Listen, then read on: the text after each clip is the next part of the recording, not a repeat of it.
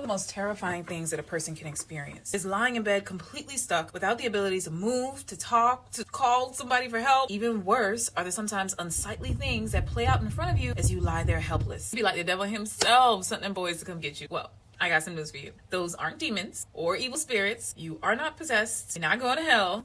It's all in your brain. Sleep paralysis isn't just a term. During this time, you're literally paralyzed. You see, there are 2 types and 4 major stages of sleep. The first 3 stages fall under non-REM sleep. This is when your heart and breathing rates slow down as you transition to deeper and deeper levels of sleep. Your muscles relax, you lose consciousness, as well as the ability to hear or feel anything that's going on in the outside world. But not because your brain shuts down. It never does that. But because certain parts of your cortex stop communicating with each other the way they do when we're awake. As you transition to the 4th and final stage, REM sleep, your brainstem sends a signal to all of your skeletal muscles, shutting them down. This temporarily paralyzes you, and it happens to everyone. Every night. Now, a couple of other things that happen during this stage of sleep. Your amygdala and your thalamus, they took a break during the first 3 stages, but here they come back online. Your amygdala is the part of your brain that processes and prioritizes your emotions. Your thalamus is the one that kind of picks up and coordinates all of the signals that you get from your senses, your ears, your eyes. The fact that these 2 regions are online during this stage of sleep is what explains the vivid and colorful and often emotionally laden dreams that you have, where you can see, hear, and sometimes even taste your hallucinations. Now, if you get you a good 7-8 hours of sleep, this entire process of going from non-REM to REM, non-REM to REM will repeat about 4 to 5 times. But for reasons that scientists are still trying to figure out, some people's brains get tripped up during these transitions. As they either enter REM sleep or they leave it, they regain consciousness, wakefulness. Their eyes may even open, but their brainstem still has the body paralyzed. Now, of course, normally when we wake up, we expect to be able to move our body around. So naturally, this unexpected helplessness causes you to panic, which sends the fear center of your brain into overdrive. This is what likely contributes to the absolutely terrifying things we often see, hear, and even feel in this paralyzed state. Now, eventually, as everyone who's experienced sleep paralysis can tell you, communication lines get reestablished, and your brainstem eventually gets the message to unhand you, and you wake up, and you're fine.